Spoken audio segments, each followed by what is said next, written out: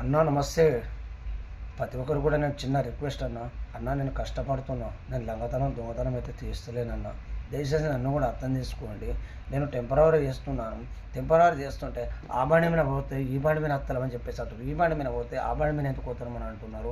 అన్నా నేను చేసుకునే టెంపరవరీ డ్రైవర్ని. నేను టెంపరవరీగా నేను చేసుకొని బతుకుతున్నా కాబట్టి మళ్ళానే మీరు నాకు నమ్మే బండి ఇస్తున్నప్పుడు నేను మీ బండిని ఎలా పువ్వు లెక్క కాపాడుకొని తీసుకుపోతున్నా. అలానే లాంగ్ టూర్ వెళ్తున్నప్పుడు కూడా నేను ఎంత భద్రతగా ఎంత జాగ్రత్తగా తీసుకుపోతున్నా అంటే అన్న, నేను తీసుకుపోయి ప్రతి ఒక్క కస్టమర్ నాకు ఇంతవరకు కూడా రిమార్క్ చేయలేరు. ఒకవేళ నాకు నిరదస్తే కూడా అన్న నాకు నిరదస్తుంది, ఒక గంట పండుకుంటా అట కూడా కస్టమర్ కూడా సరే అంటారు.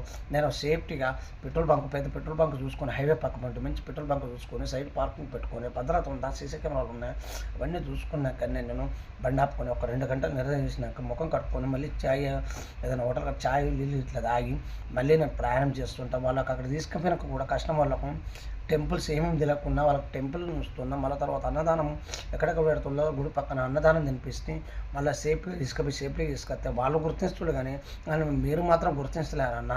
ఎందుకంటే మీరు చేస్తున్న బండి ప్రయాణంలో నేను ఎంత సేఫ్టీగా అంటే నేను ప్రతి ఒక్క 100 కిలోమీటర్లు 150 కిలోమీటర్లు పోయినప్పుడు అలా టైర్లు చెక్ చేసుకుంటా, కమాన్ పట్టీలు ఏమైనా ప్రాబ్లం ఉన్నా కమాన్ పట్టీలు చూసుకుంటా, బండి రౌండ్గా చూసుకుంటా, మళ్ళీ నేను నైటు 8కి ఆగానే బండి అద్దం మంచిగా నీట్గా పేపర్ పట్టి మంచి పేపర్ తోటి మంచిగా నీట్గా కొట్టేస్తా.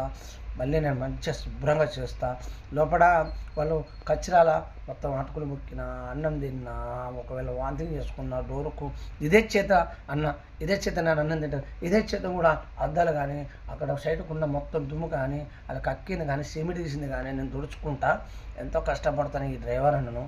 మీరు నమ్మక ఆ బండి మీద పోతున్నాను, ఈ బండి మీద ఎందుకు రాలే, ఈ బండి మీద పోతున్నాను, ఆ బండి మీద ఎందుకు రాలే.